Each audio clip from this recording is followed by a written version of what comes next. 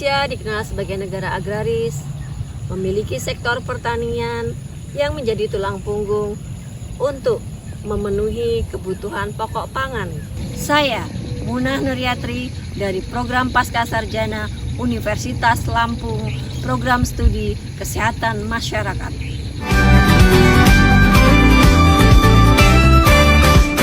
Potensi bahaya dan resiko penggunaan pestisida dan alat pelindung diri pada petani sawah. Assalamualaikum warahmatullahi wabarakatuh. Waalaikumsalam warahmatullahi wabarakatuh. Terima kasih Bapak, Ibu, Saudara, sahabat tani sekalian. Baik, pada kesempatan kali ini perkenalkan, nama saya Munah Nuryatri, mahasiswa Pascasarjana Universitas Lampung, Program Studi Magister Kesehatan Masyarakat. Pada kali ini saya akan membahas tentang potensi bahaya dan resiko pestisida pada petani sawah. Tentunya Bapak Ibu tidak asing ya dengan istilah pestisida. Di sini kita akan mengenali potensi dan bahaya ataupun dampak dari pestisida itu sendiri. Yang pertama dari pengoperasian alat mesin pertanian. Bisa Bapak Ibu kasih contoh mesin pertanian itu apa saja? Traktor. Oh iya, traktor. Terus rotari, ya, edet, ya, benar. Nah, ini kita akan bahas di sini. Yang pertama bahayanya menggunakan mesin traktor, edet, rotari. Yang pertama bahayanya menggunakan alat pertanian yang terlalu lama, misalnya seperti cangkul, sabit. Itu salah satunya dampaknya bisa kapalan. Kalau bahasa kita kapalan ya. Yang kedua, penggunaan benda tajam dari alat pertanian. Dampaknya luka akibat benda tajam tersebut. Misalnya kalau sabit, ya kena sabit, jadi kan luka mengenai tubuh kita. Kalau cangkul bisa kena ke kaki, ya kaki seperti itu. Terus paparan getaran mesin traktor pada tangan dalam waktu yang lama. Jadi kalau edetnya itu kita megang edet dalam waktu lama, dampaknya yaitu gangguan saraf pada tangan gitu. Ya, dringgingen, buyutan, nah seperti itu. Terus yang keempat, kesulitan dalam mengendalikan traktor. Akibatnya apa dampaknya? Jatuh. Kita bisa jatuh. Kendaliin traktornya susah, kita bisa jatuh. Yang selanjutnya, suara bising dan mesin traktor. Dampaknya gangguan pada sistem pendengaran. Jadi kalau edet yang terlalu lama, kita nggak menggunakan APD untuk menutupi telinga, sistem pendengaran kita lama-lama akan terganggu atau tuli lah, seperti itu namanya. Ya, benar sekali. Selanjutnya yaitu tentang bahaya dan dampak dari penggunaan pestisida itu sendiri. Pasti tahu ya kalau pestisida terhirup ini dan pestisidanya terhirup ke kita, dampaknya pasti apa Bapak Ibu? Wow, pusing, atau muntah seperti itu ya. Nah, ya mumet, pusing itu tadi Pak. Nah, terus selanjutnya terpaparnya zat pestisida di area mata. Dampaknya iritasi pada mata. Bisa juga pada gangguan penglihatan. Dan lama-lama kalau kabur, nanti dia bisa katarak, ya betul, katarak. Terus pencemaran pestisida dengan tangan kosong. Jadi kita pencampuran pestisida tanpa menggunakan alat atau maksudnya sarung tangan, itu lama-lama iritasi, bisa menyebabkan iritasi pada tangan, pada kulit kita. Selanjutnya, terlalu lama membawa beban di pundak seperti tangki pestisida. Kalau kita bapak-bapak petani pastinya sudah tahu ya, kalau menggendong tank terlalu lama kan itu berat, posisi berat. Lama-lama kan posisinya membungkuk. Nah, itu juga tidak baik. Itu akan menyebabkan nyeri punggung yang berlebihan. Selanjutnya, potensi ini pada penanaman padi. Yang tadi itu bahayanya terpleset di pinggir sawah. Kalau ibu-ibu, mungkin ibu-ibu saudara tani sekalian, kalau waktu nanam padi kan membungkuk lama tuh posisi, begitu berdiri langsung ya krotek ya seperti itu Bapak Ibu. Nah terus dampaknya memar, cedera, dan bisa juga patah tulang.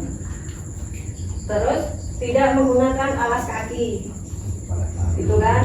Nah kalau tidak menggunakan alas kaki bisa gatal-gatal, bisa juga luka, lecet, dan bahkan kecacingan. Karena apa? Cacing masuk ke lewat kuku-kuku, baik kuku tangan maupun kuku kaki, atau luka-luka yang ada di dalam tubuh kita yang bisa mengenai cacingan itu.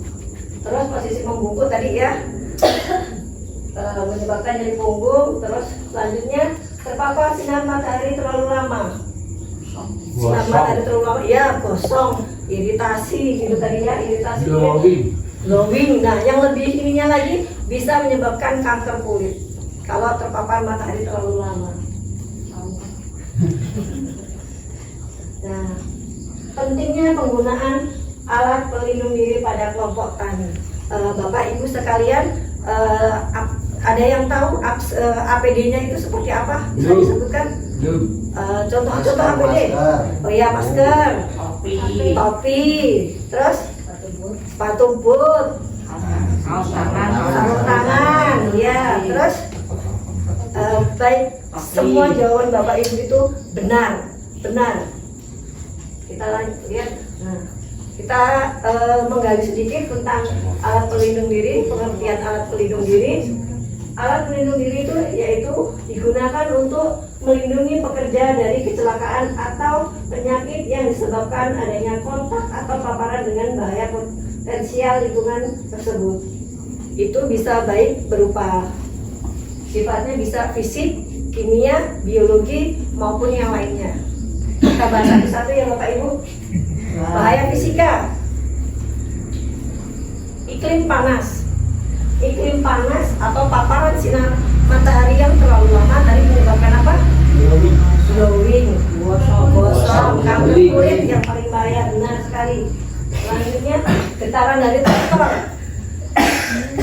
traktor, ya buyutan dingin. Nah seperti itu ya Bapak Ibu. Selanjutnya kalau bahaya kimia, banyak pestisida, keracunan, ya, pupuk urea, pupuk kimia, sama juga ya. Dia kalau namanya pestisida kimia itu sangat berbahaya. Terus oli atau BBM mungkin dari traktor itu sendiri bisa juga terbakar gitu kan, karena BBM itu kan rentan. Selanjutnya bahaya biologi seperti tikus sawah. Tikus sawah ini tidak hanya merusak padi gitu, tapi dia juga berbahaya untuk di lingkungan sekitarnya. Ulat sawah, keong sawah, bakteri dan mikroba, kemudian serangga juga kalau kena ke dalam tubuh kita juga gatal-gatal ya Bapak Ibu. Selanjutnya bahaya ekonomi. Nah seperti ini ibu-ibu yang sahabat tani waktu menanam padi seperti ini, postur kerja yang kurang tepat karena yang tadi itu membungkuk terlalu lama, begitu berdiri sakit, akhirnya menyebabkan punggungnya sakit. Nah terus beban yang melebihi kapasitas, ya beban yang ini seperti ibu ini membawa beban berat. Dia bisa aja membawa menggendong padi. Kalau zaman dulu ibu-ibu banyak atau bapak-bapak banyak yang menggendong padi dari sawah ke rumah seperti ini beban berlebih, ini juga tidak baik. Nah ini bahaya psikologi. Kita tahu kalau yang namanya kerja over atau lembur itu juga tidak baik untuk kesehatan ya Bapak Ibu. Nah terus faktanya pestisida ini merupakan bahan beracun yang sangat berperan dalam sektor pertanian dalam mengendalikan hama, penyakit, dan gulma. Baik, berikut kita kenali alat pelindung diri satu persatu. Apa saja sih jenis APD ini? Nah, seperti ini Bapak Ibu. Ini APD-nya. dia pakai topi, pakai kacamata, gitu kan. Dia pakai baju panjang, celana panjang, sarung tangan, seperti itu. Sepatu boot, bahkan ada juga yang memakai face shield. Jadi untuk penutup tujuannya untuk biar ini melindungi muka. Dia hanya melindungi muka saja kalau face shield. Nah, ini pertama dari pelindung diri ini kok helm. Helm ini kalau untuk konstruksi ya, tapi kalau untuk petani sawah ya topi caping seperti itu gitu. Terus kemudian face shield. Face shield ini yang tadi itu untuk menutupi muka, dia fungsinya hanya untuk menutupi muka saja. Untuk saluran pernapasannya tidak.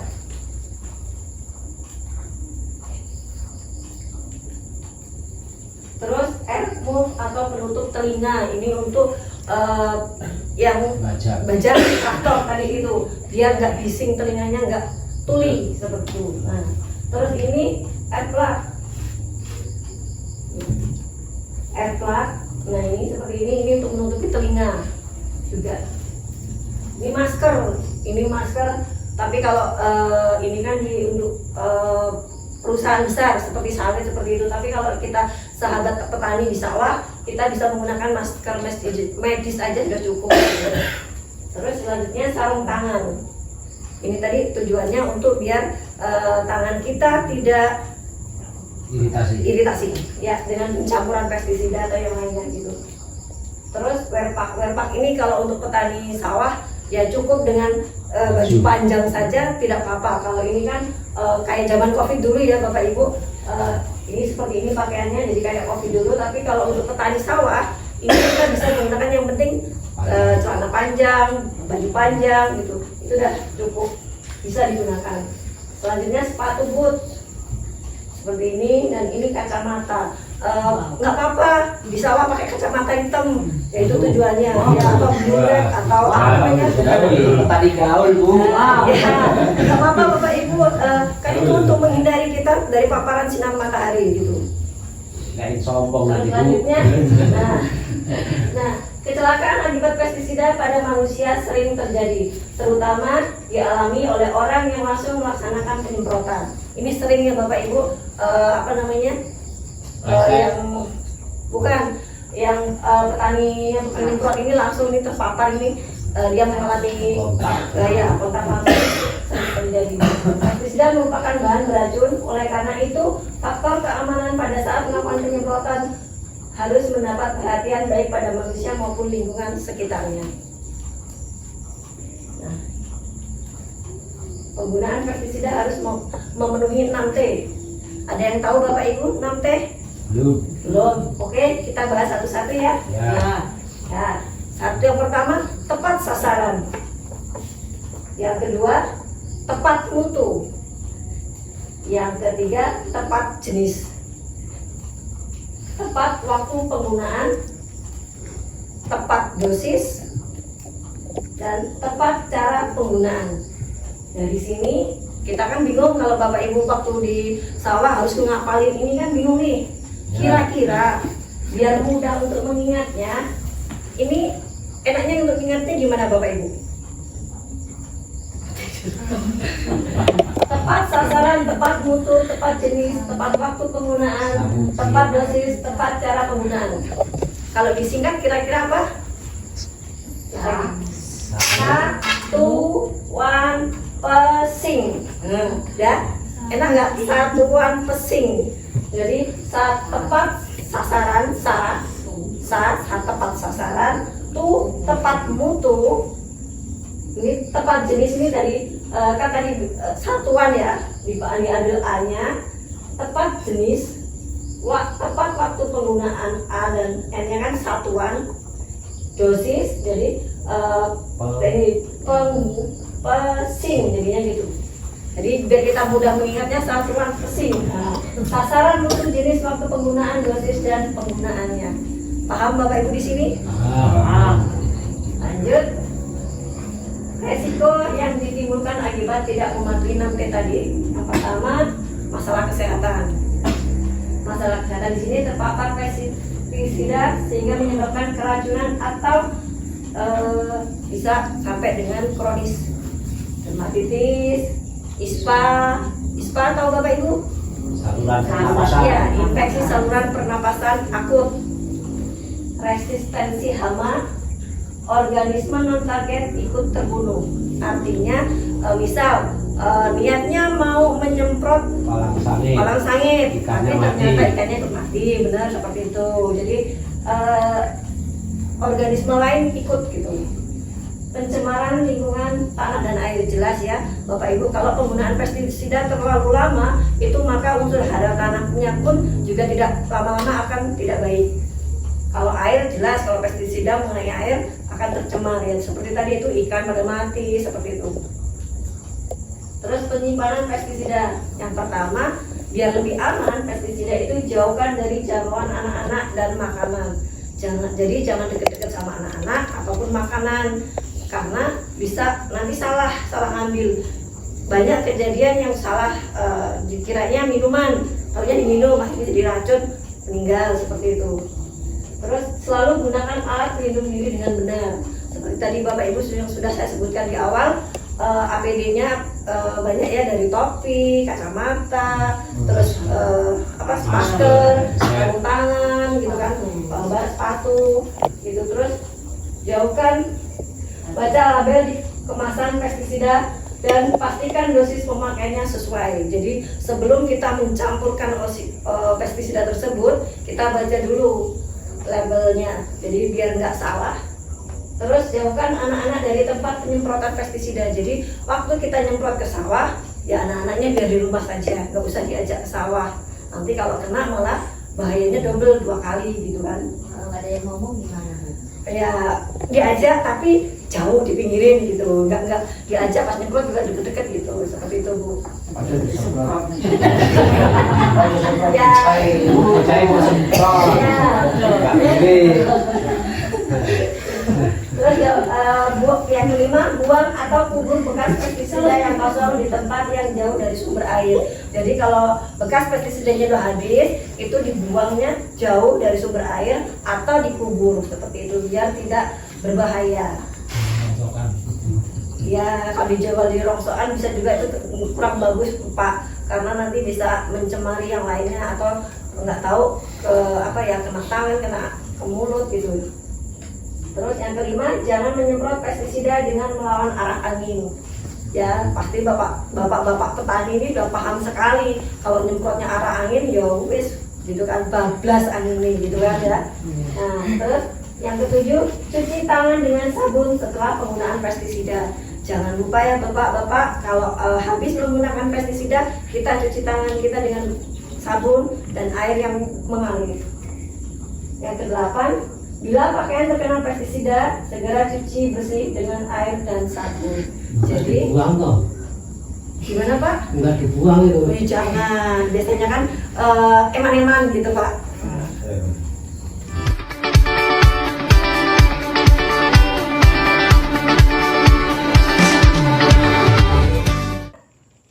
Selalu berhati-hati saat bekerja dan selalu gunakan alat pelindung diri sesuai dengan pekerjaan kita.